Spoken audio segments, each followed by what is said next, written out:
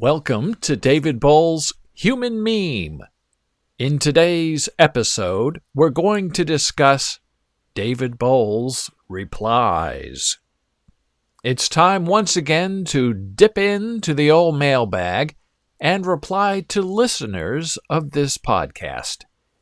If you have a question, please send an email to me at david@boles.com or reach out on Twitter. My username is my name, @DavidBoles. Or you can message me via my verified Facebook page at facebook.com/BOLES. And if you happen to have a moment to leave a review of this podcast on iTunes, please head on over to my main website, Boles.com. Click on the media page, look for the human meme link below, and then submit, we hope, a wonderful review to Apple. You can't get a yes unless you ask, so thank you for letting me ask.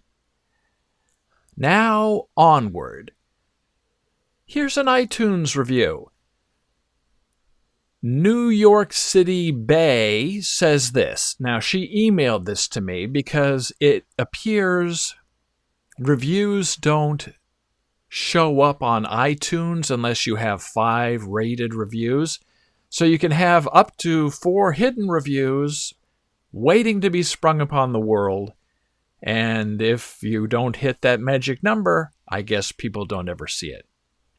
So this is what she told me she said.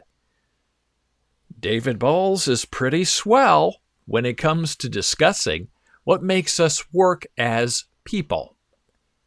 Memes are for sharing information, and he certainly helps us through understanding why we need to keep teaching and talking to each other as humans. Be a human meme is his closing outcry, and I join him in that shout out from the mountaintop. NYC Bay, I thank you very much. It appears you not only listen to this podcast religiously, you must also be taking notes. I thank you very much. So, if you decide to leave a review on iTunes, and if it isn't showing up, or if it is showing up, email it to me.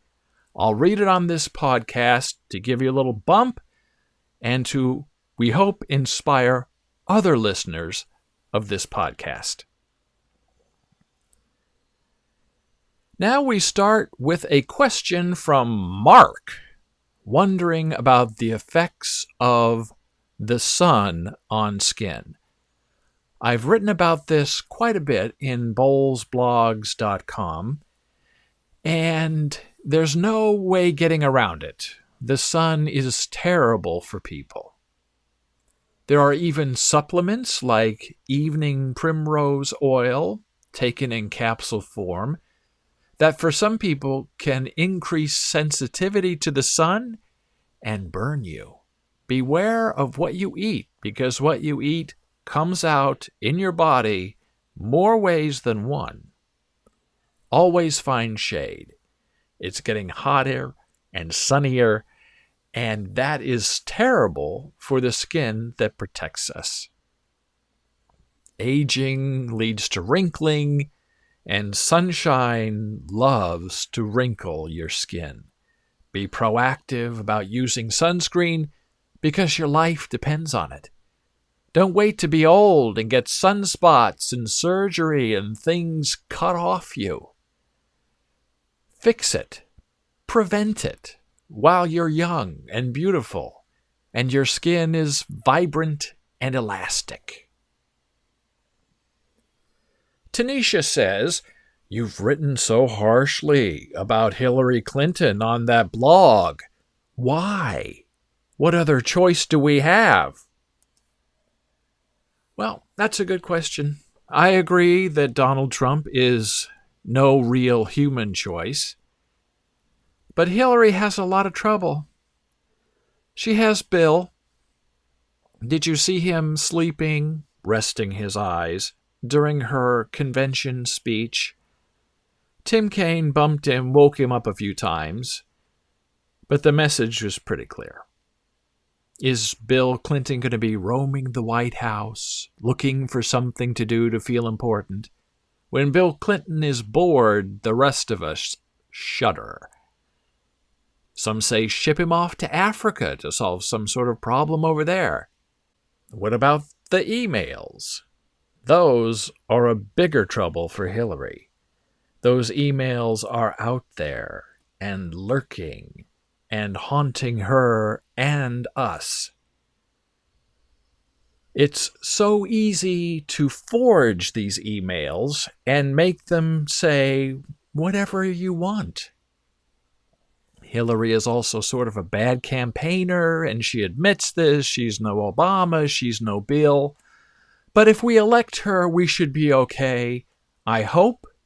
You can do a search on Hillary Clinton at bolesblogs.com and read more in depth on this topic. Lila writes, "Your podcast is sounding super. The technical changes you shared with us make it easier to hear. For that, I thank you. We use Audio Hijack and Fission for recording and editing, and we have successfully tested Skype recording for doing interviews with people who are not in the same room with me. We also just tested a new audio system, and it was really a disaster. It's called Hindenburg Audio. Yeah, that kind of disaster. Didn't work for us, couldn't get it to work recording Skype. It didn't want to cooperate in an easy way. Didn't really want to record with the mic. It was just so complicated and complex for a $375 price tag. There were file errors galore. The software told me at least 5 times I wasn't recording. Well, I'm glad they had a 30-day free trial, because I used exactly 45 minutes of that free trial before I deleted the software. If it takes more than 60 seconds today to set up and record something, that's twice too long and 100 times too hard in today's modern recording standard. Mr. Donaldson asks, what's going to happen to the Trump supporters after the election? If they win, they'll be awful. And if they lose, they will be awful too. Well, the GOP needs to cut them out and let the Trumpettes go. Disown them, give them up to a third party, and that's going to hurt. That's going to kill them in future elections, but it must be done. The Republicans cannot sustain and govern a nation with a group of people who hate the government and work actively day and night to tear it apart. We cannot welcome or abide them. Let them have their own island they can ravage and pillage and leave the rest of us alone. I would love a return to the calm Republican, the wise Republican, the stoic Republican who knew where to go and wanted to kindly lead us there. Wilson wonders, what is this human meme thing? A human being? Are you trying to be funny or what? Well, Wilson, both. Everything, always. A human meme is how we learn. And yes, the tagline for this show, Be a Human Meme, does play off on the idea of what it means to be a human being. We try to figure out what is important enough between us to share and propagate and pass along to other people. I have some ideas that I share here in this podcast with you. And if you decide to carry those ideas with you or pass them along to someone else, then we've successfully created a meme together. A human meme. A mimetic that takes on a new, sustained life of its own. Ronnie writes, "What is your favorite car?" I say it's a Buick. My friend says it's a Porsche. Well, if I were a car, I'd be a 1964 Plymouth Fury 2 with a printed Porsche window tint across the top of the windshield. Seriously, that was my first car for much of my teen years, and it was locally and colloquially known as the Porsche. And yes, it's Porsche, not Porsche. Now, that was always a problem when young women in the area overheard us talking about my car, and they'd say, "You have a Porsche?" It was false advertising, but it was a lot of fun. That car had positraction, which meant each wheel could spin independently of the other in case you were stuck in the mud or sand. That car cost me $600 used in the early 80s. Now today I love everything that Porsche designs. But for price and practicality, I would have to go with a Buick. They're quiet cars with a lot of power. They look boring, but there's elegance and intention under the hood. Victoria wants to know my favorite book and author. Very easy. Willa Cather, A Daughter of Nebraska. You can read my play about her, a one-woman play called Carving Cather, and it's based on her works. You can find it at Boles.com in the script section in case you want to read it or produce it. It's all free. Take a look. Let me know what you think. As for my favorite book of hers, O Pioneers, written in 1913, is my favorite because her initial sense of place is so strong. Here's an example.